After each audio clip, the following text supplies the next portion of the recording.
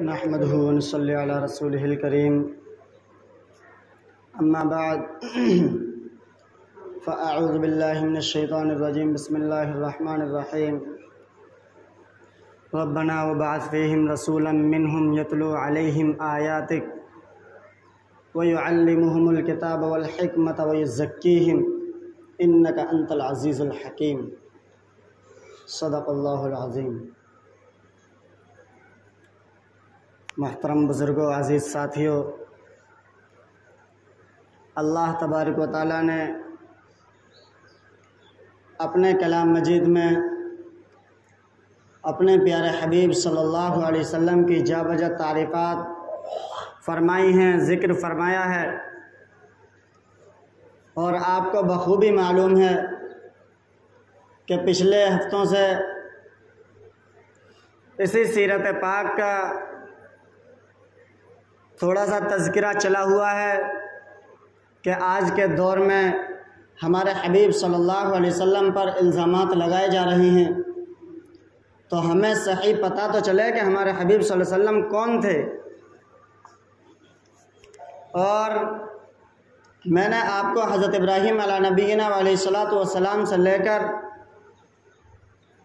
अल्लाह के रसूल सल्लल्लाहु अलैहि वसल्लम के दादा अब्दुल मुत्तलिब तक बतला दिया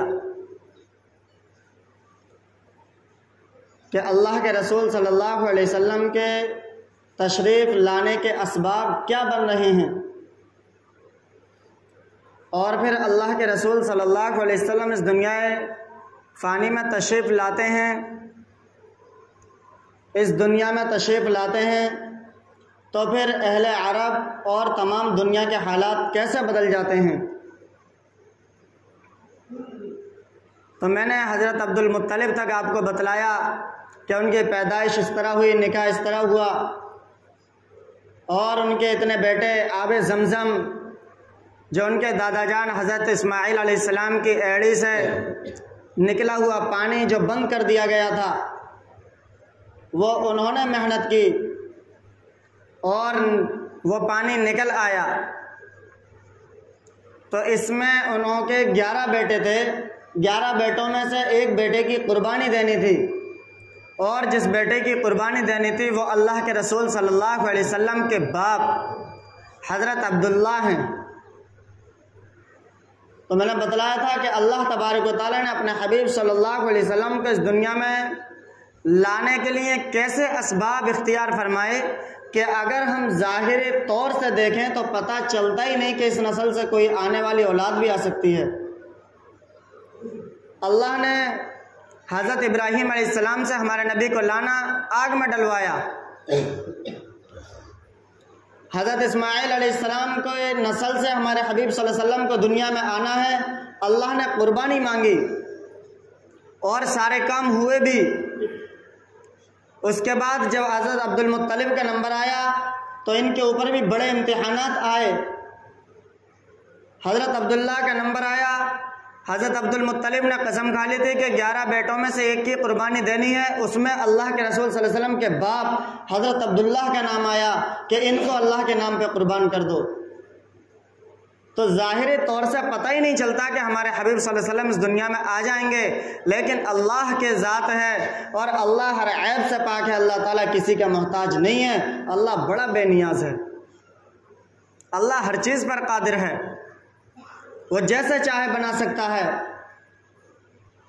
तो हमारे हबीब सल्लल्लाहु अलैहि वसल्लम के बाप हज़रत अब्दुल्ला, अल्लाह तबारक व तआला ने इस दुनिया में उनको भेजा।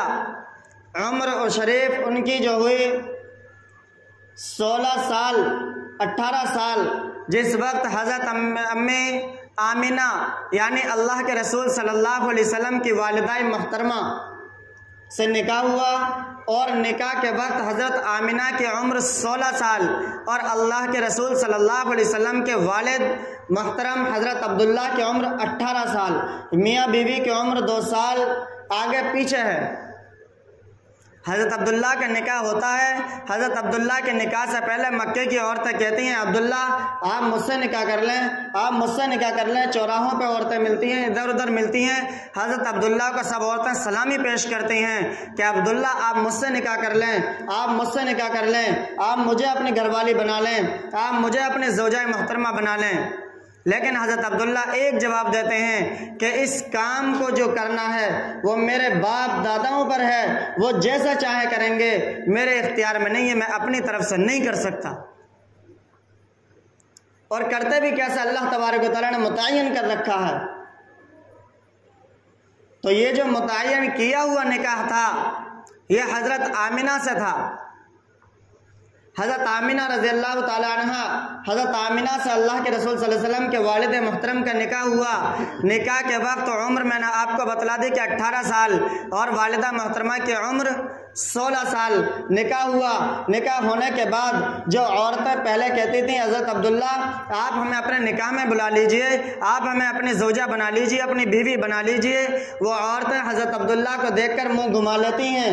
हज़रत अब्दुल्ला ने पूछा आखिर ऐसी कौन सी बात थी कि अब से पहले, मेरे निकाह से पहले, मेरी शादी से पहले आप तो मुझे दावत दिया करती थी कि आप हमें अपनी बीवी बना लें, लेकिन आज मुझ में कौन सी कमी है, क्या वो आप मेरी तरफ नहीं देखती? तो तमाम औरतें यही जवाब देती कि अब्दुल्ला हमें तुम्हारी ज़रूरत नहीं थी, तुम्हारी पेशानी में जो नूर चमकता था हमें उसकी ज़रूरत थी।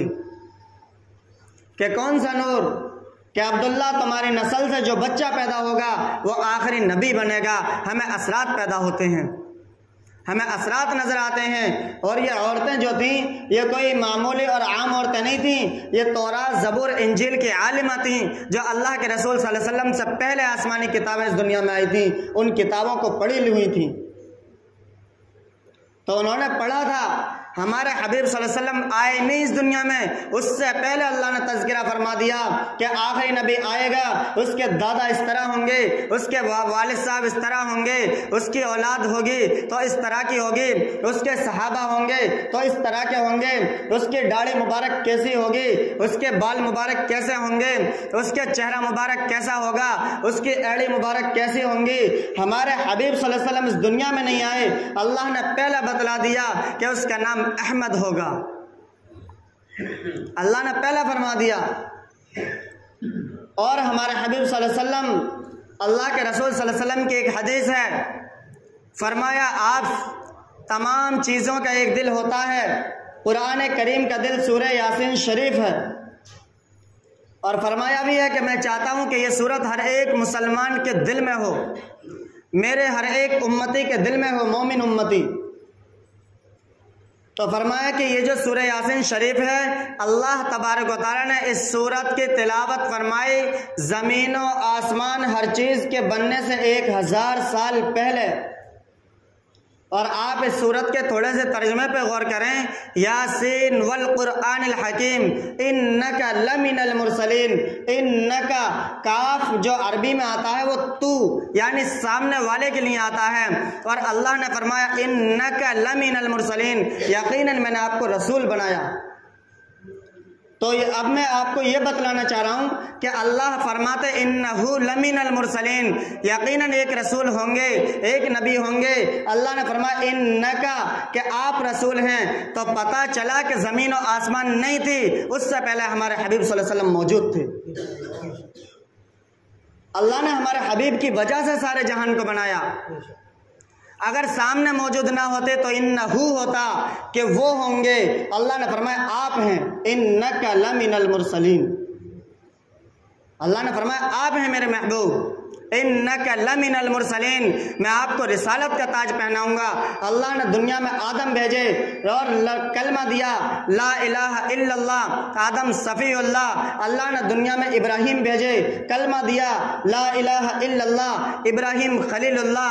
अल्लाह ने दुनिया में इस्माइल भेजे, कलमा दिया ला इलाहा इल्लल्लाह, इस्माइल ज़बीहुल्लाह। अल्लाह ने दुनिया में मूसा भेजे, कलमा दिया ला इलाहा इल्लल्लाह, मूसा कलीमुल्लाह। ईसा आए ला इलाहा इल्लल्लाह, ईसा रूहुल्लाह, नूह अलैहिस्सलाम आए ला इलाहा इल्लल्लाह, नूह नजीयुल्लाह, दाऊद अलैहिस्सलाम आए ला इलाहा इल्लल्लाह, दाऊद खलीफतुल्लाह। और अल्लाह ने जब आखिर में हमारे हबीब सल्लल्लाहु अलैहि वसल्लम को भेजा, फरमाया ला इलाहा इल्लल्लाह मुहम्मदुर रसूलुल्लाह सल्लल्लाहु अलैहि वसल्लम। पहले जो नबी आए वो भी नबी रसूल थे, अल्लाह ने रसूल नहीं फरमाया कलमे के अंदर। हमारे हबीब सल्लल्लाहु अलैहि वसल्लम को अल्लाह ने भेजा तो रसूलुल्लाह सल्लल्लाहु अलैहि वसल्लम फरमाया। अल्लाह ने मोहब्बत करके दिखलाई है और फरमाया तुम भी कामयाबी चाहते हो तो करो मेरे नबी की इताअत। अल्लाह ने साफ साफ हुक्म फरमाया कि अगर तुम चाहते हो तुम्हारे तमाम गुनाहों को माफ़ कर दिया जाए, एक दो को नहीं तमाम गुनाहों को। कुरान करीम वयग़फ़िर लकुम कहता है कि तमाम के तमाम गुनाहों को मिटा दिया जाए तो मेरे हबीब की इत्तबा करो। तो मेरे भाइयों मैं बतलाऊँगा कि हमारे हबीब सल्लल्लाहु अलैहि वसल्लम है कौन। अल्लाह ने इस हज़रत अब्दुल्ला का निकाह हुआ, औरतों ने मुंह छुपा लिया, औरतों ने मुंह घुमा लिया कि अब अब्दुल्ला की तरफ नहीं देखती। हज़रत अब्दुल्ला ने पूछा, औरतों ने जवाब दिया हमें आपकी ज़रूरत नहीं, आपकी पेशानी में चमकने वाले नूर की ज़रूरत थी, हमें आपकी ज़रूरत नहीं थी। हज़रत अब्दुल्ला भी हैरान हैं, आखिर वह नूर कैसा था, वह नूर कैसा था कि ये औरतें पहचानती हैं, समझती हैं। और उन औरतों ने कहा अब्दुल्ला अब वो नूर मुंतकिल हो गया हज़रत आमिना के अंदर, यानी अल्लाह के रसूल सल्लल्लाहु अलैहि वसल्लम की लड़ी बन चुकी है। अब हज़रत आमिना की सुनो कि अल्लाह के रसूल सल्लल्लाहु अलैहि वसल्लम के वालिद साहब हज़रत अब्दुल्ला जवान थे, शादी हो गई, 18 साल उम्र है। इसके बाद 5-6 महीने रहे और फिर जब नई नई शादी हो तो बीवी और मर्द को आपस में छोड़ा नहीं जाता, बड़ा मुश्किल सफ़र लगता है। लोगों ने कहा अब्दुल्ला आप जाओ, सफ़र में जाओ, मुल्क शाम तिजारत के लिए काफिला जा रहा है, जाओ आप सफ़र के लिए चले जाओ। तो हज़रत आमिना हज़रत अब्दुल्ला को रवाना कर रही हैं, लोगों के कहने पर ये जा रहे हैं मुल्क शाम तिजारत के लिए। आखिर में हज़रत अब्दुल्ला अपनी बीवी आमिना का दिल रखते हैं, क्योंकि जुदाई बहुत मुश्किल है इसलिए दिल रखना पड़ता है। कहते हैं हज़रत अब्दुल्ला कि बीबी आमिना आप फिक्र ना करो, अल्लाह ने चाहा मैं लौट कर आऊँगा, आप गमगीन ना होना, आप मायूस ना होना। और आमिना जब मैं आऊँ तो जिस तरह मुझे विदा कर रही हैं, मुझे अलविदा कर रही हैं, इसी तरह इसी दरवाजे पर आकर खुश होकर मेरे आने के वक्त मेरा इस्तकबाल करना। हज़रत आमिना भी आमिना थी, फरमाया क्यों नहीं, मैं आपका इस्तकबाल करूँगी, आप मेरे शौहर मेरे खाविंद हैं, आप मेरे आदमी हैं, मैं क्यों आपका इस्तकबाल नहीं करूँगी, मैं आपका इस्तकबाल करूँगी, मैं आपको पुरतफाक इस्तकबाल कहूँगी, मैं आपको खुश आमदेद मरहबा अहलन व सहलन व मरहबा जैसे अल्फाज से पुकारूंगी, आप आना सफर से वापस। ये सफर पे जाते हैं, इत्तेफाक सफर से वापसी हुई। हजरत अब्दुल्ला कमजोर हैं, कमजोरी आ गई, मदीने वालों ने रोक लिया। मदीने से फिर जब कुछ सेहत याबी हुई तो आगे चले, मकाम अबुआ तक पहुंचे थे कि उनका इंतकाल हो गया और कब्र मुबारक वही बन गई।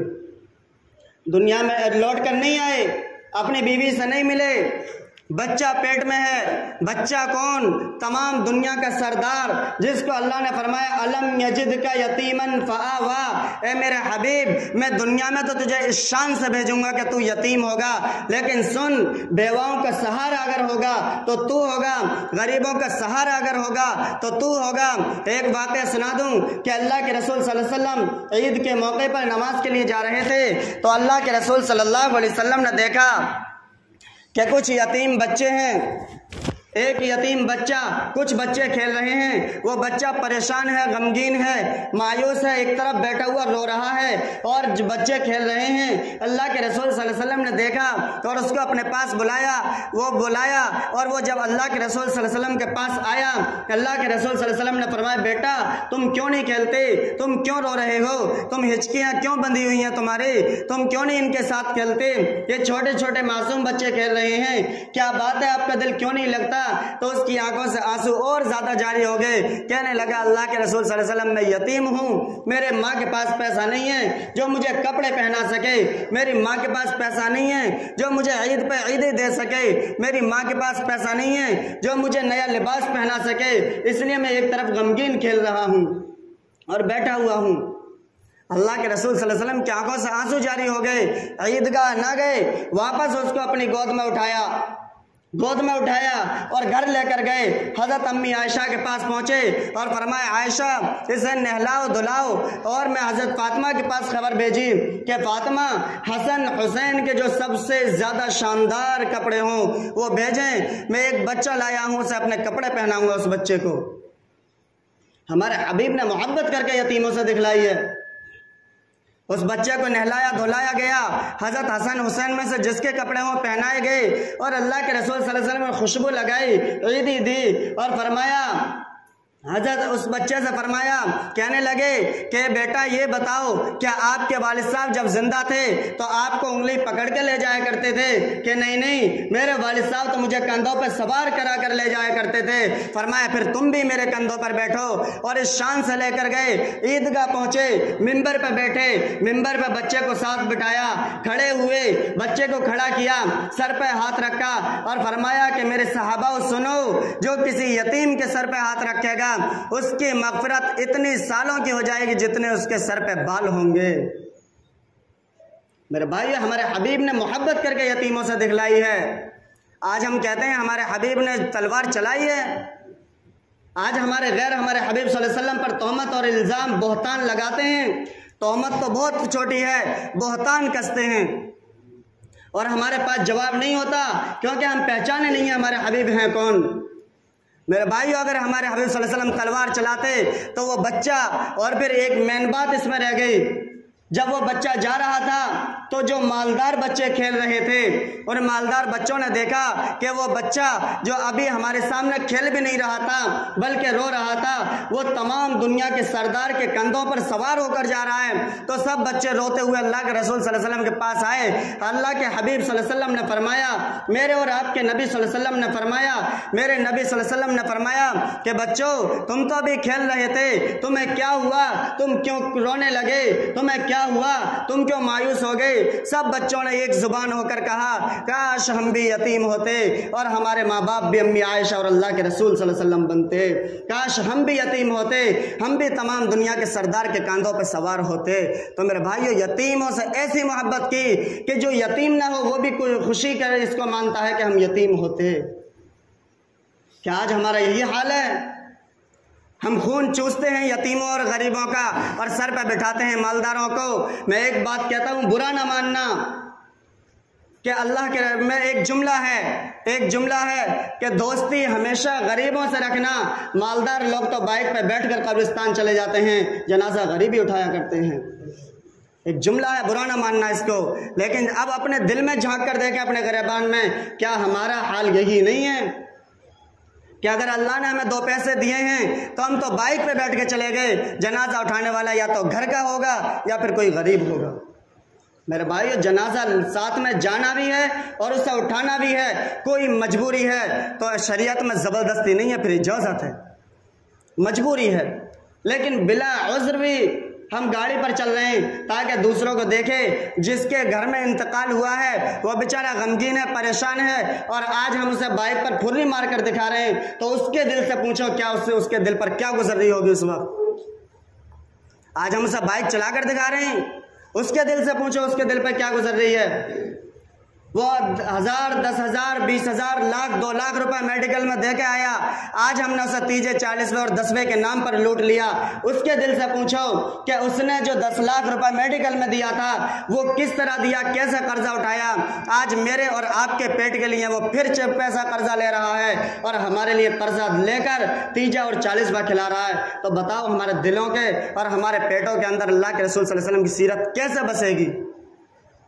फिर तो हमारे अंदर शैतानी आमाली आ सकते हैं। तो मेरे भाइयों, हराम खाने से बहुत ज़्यादा परहेज़ करो। मैं ऐसे नहीं कहता ये हराम है, लेकिन जायज़ भी नहीं है उन लोगों के लिए जो आसानी से अपने यहाँ खा सकते हैं। आज तो दूर के मेहमान के लिए भी नहीं है।